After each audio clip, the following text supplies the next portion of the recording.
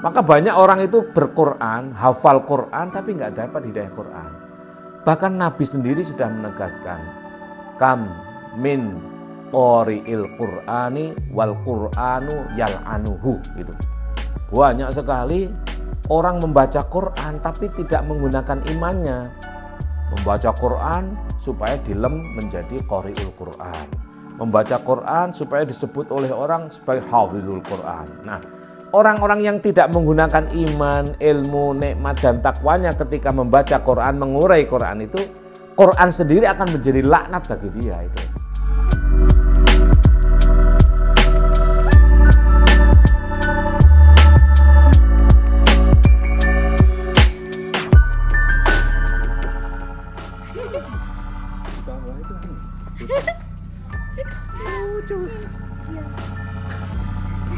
Dari sungai.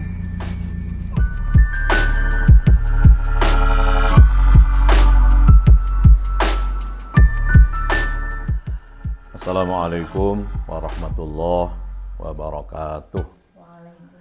Alhamdulillah alladzi arsala rasulahu bil huda wa dinil haqq liyudhhirahu 'alad dini kullihi wa kafa billahi syahida.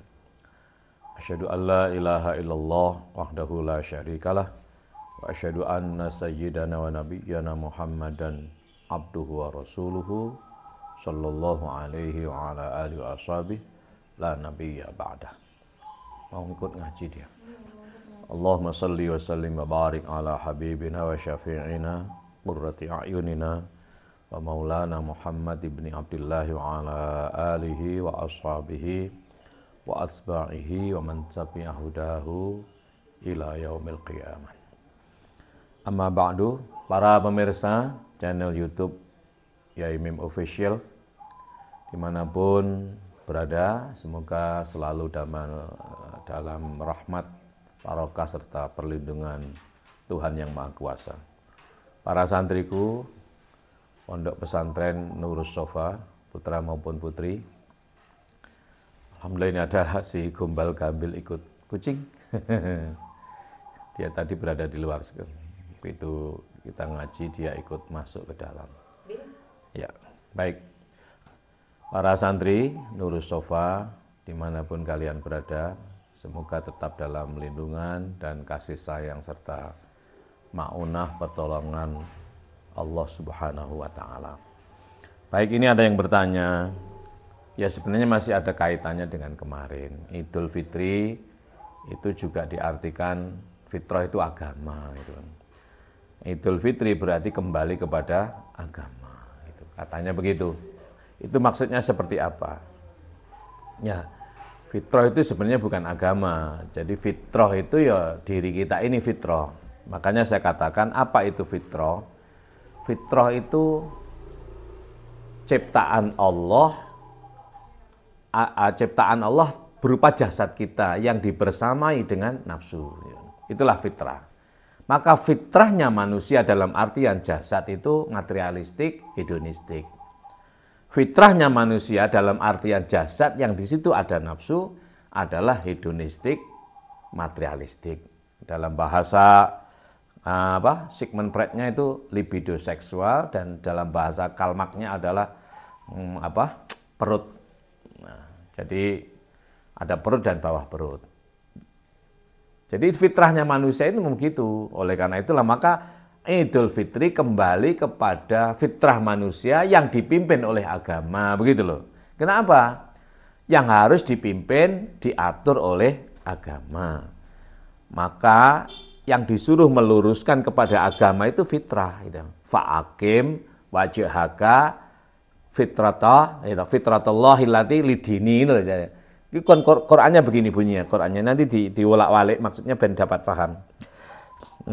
Qur'annya dalam surat Rum itu surat ke-30 ayat 30. Fa'akim wajhaka lidini hanifa fitratallahi allati fataran nasa 'alaiha la tabdila li khalqillah dzalikat dinul qayyimu walakinna aktsaran nasi la ya'lamun. Kalau kita translate, ya kita terjemahkan dalam bahasa kita itu, luruskanlah terhadap agama. Luruskanlah dirimu.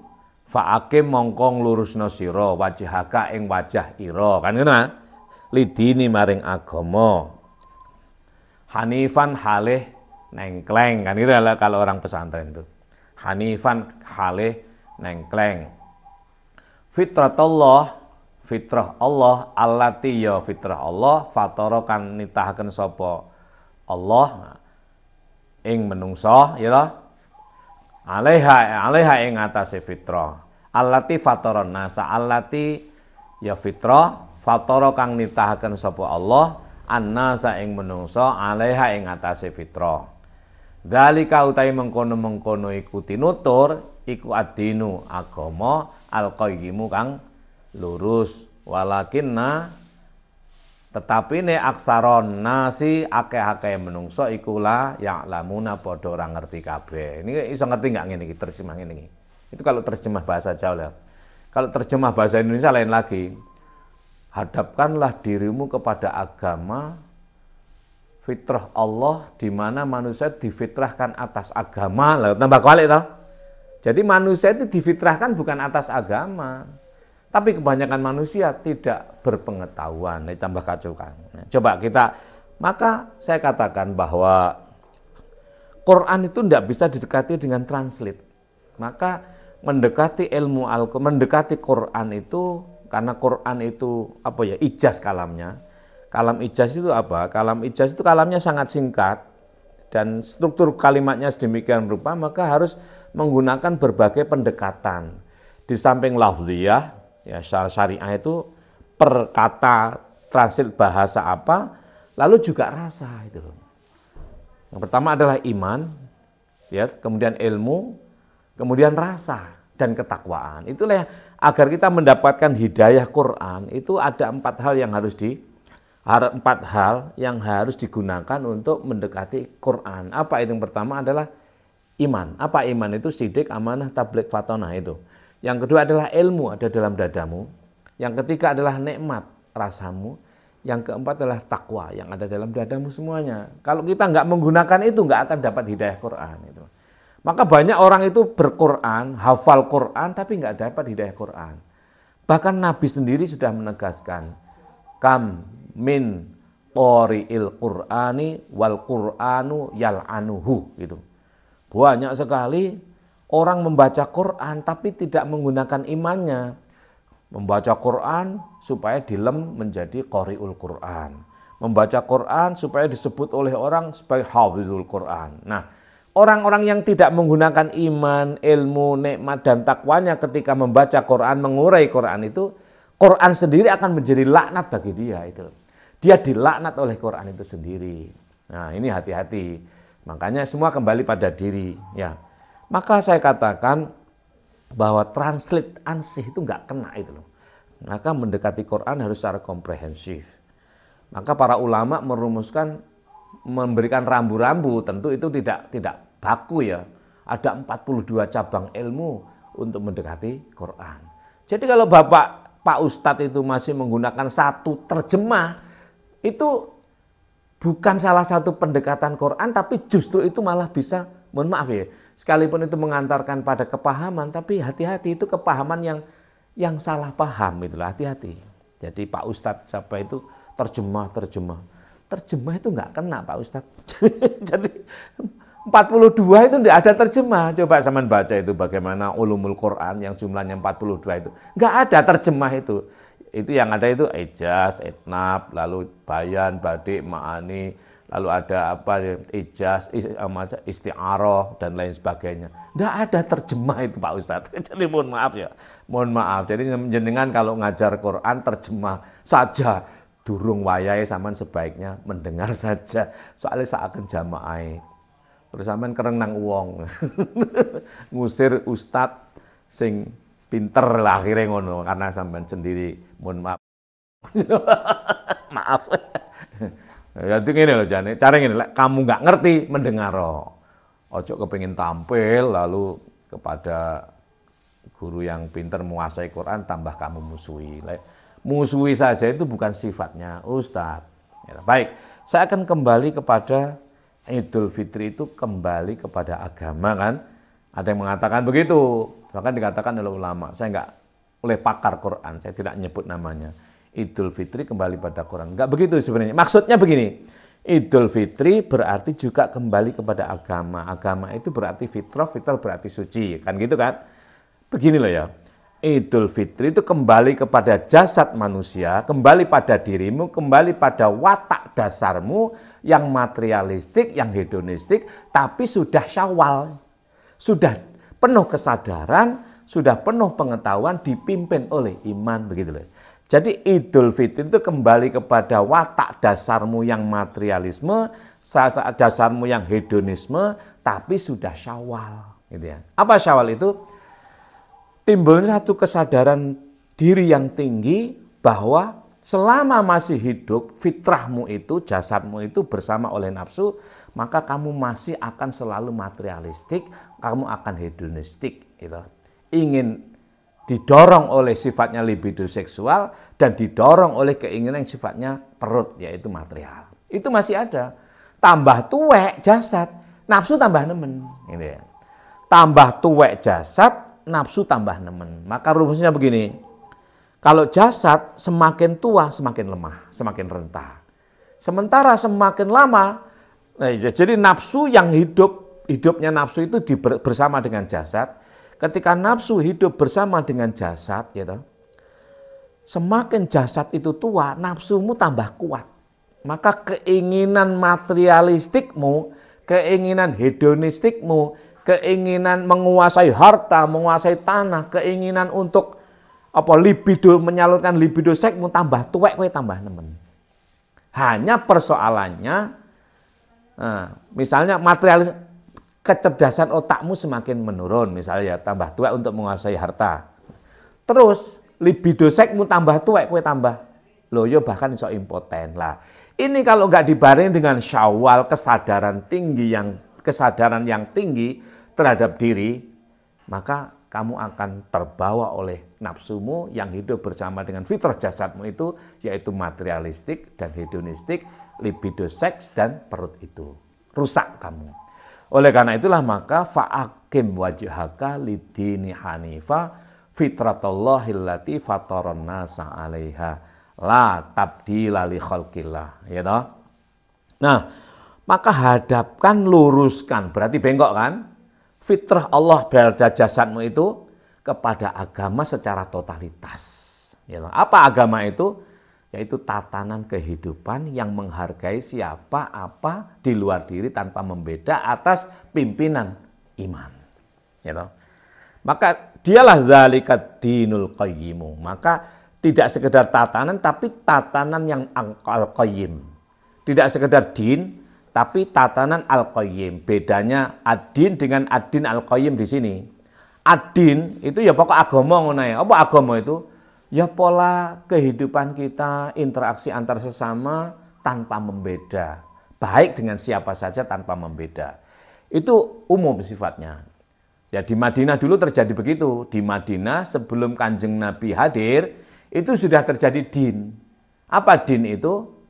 Kalau nama tempatnya kan Yasrib, nama tempatnya Yasrib. Kenapa? Karena yang menempati pertama kali di daerah itu bersama Pak Yasrib, ya Sa'roba bin Amlik bin Laut bin Syam bin Nuh. Yang menempati pertama kali tempat itu Yasrib. Tapi kegiatan masyarakat di situ itu sudah ada namanya Madin. Sudah ada Madinah.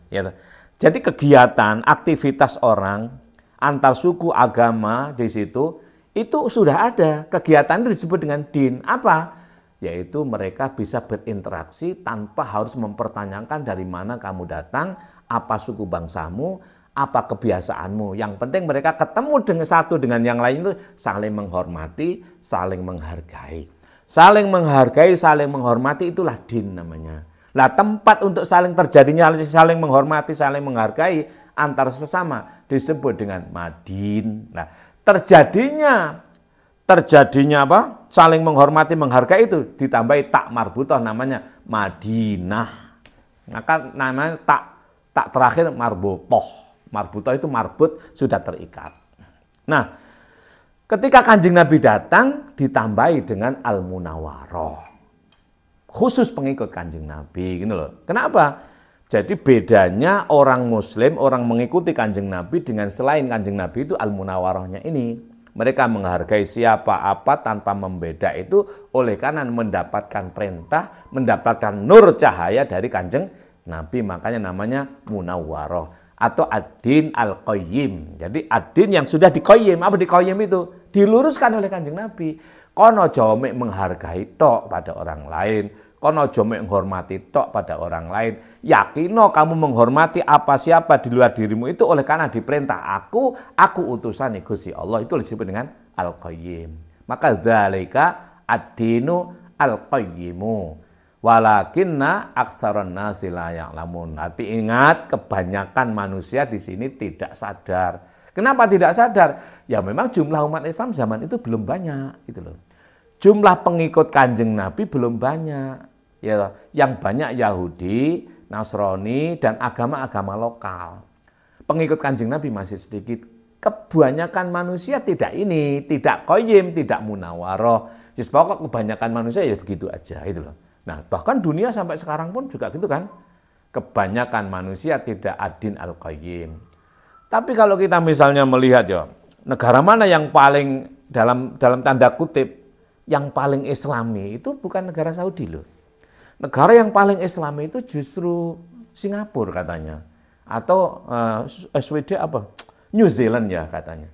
Itu sangat bersih, sangat menghormati, sangat menghargai. Nah, itu islami tapi tidak qayyim, tidak imani itu loh. Betul itu islami, ya itu sangat islami. Kenapa? Secara zahir Islam itu mengajarkan semacam itu. Tapi bedanya imannya yang tidak tampak. Itu adalah adin. Jadi pola tatanan kehidupan bersih, saling menghormati, tidak menghina dan lain sebagainya itu adin namanya. Nah, tapi belum tentu qayyim, belum tentu munawwar ya toh. Karena munawwar itu sifatnya imani. Maka dia secara zahir memang iya islami, tapi secara imani belum tentu. Maka sampai sekarang pun masih relevan ya Quran ini, walakinna aktsaron nasi la ya'lamun. Ketahuilah kebanyakan manusia tidak ya'lamunnya ini, tidak menggunakan ilmu berdasarkan al-qayyim, tidak menggunakan ilmu yang dalam dadanya yang identik dengan iman untuk al-munawwaroh ini gitu loh. Ya pokok mereka menghormati gitu aja. Pokok mereka berinteraksi antar sesama enak gitu aja.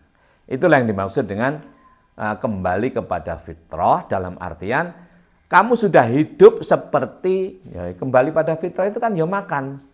Dulunya kan poso. Poso kan duduk fitrah manusia. Fitrah manusia itu makan. Enggak boleh minum ya toh. Nah, terus fitrah kembalinya minum kan, nggak boleh hubungan seksual. Nah sekarang fitrah boleh gitu loh. Nah, tapi kalau dulu belum dipimpin oleh iman, sekarang dipimpin oleh iman atas dasar kesadaran yaitu Syawal. Berapa menit mah? Nah, barangkali begitu. Itulah yang dimaksud dengan apa? Idul Fitri itu kembali kepada fitrah. Fitrah berarti agama, agama berarti suci. Tapi sebenarnya bukan, fitrah itu bukan suci, fitrah bukan agama. Tapi fitrah itu, fitrah dipimpin oleh agama. Agama bukan sekedar agama, bukan din saja, tapi ad-din al-qayyim. Bukan sekedar Madinah, tapi Madinah al-Munawwaroh. Yaitu kalau kita umat Islam, karena sudah puasa ya, Muslim. Puasa kan Islam, Muslim. Puasa itu Muslim, zahir. Tapi posomu kudu didasari oleh iman, ya toh. Poso didasari oleh iman itulah melahirkan Syawal. Lek poso tok hanya melahirkan Idul Fitri. Lek kon poso tok, ya toh, enggak didasari oleh iman, Idul Fitri. Tapi lek posomu didasari oleh iman, maka kamu tidak sekedar Idul Fitri, tapi Idul Fitrimu adalah Syawal itu loh. Saya kira begitu ya. Yang panjang lebar nanti enggak selesai. Saya kira begitu. Terima kasih. Mudah-mudahan bisa menambah sedikit wawasan tentang ini. Wallahul muwaffiq ila aqwamit thoriq. Assalamualaikum warahmatullahi wabarakatuh.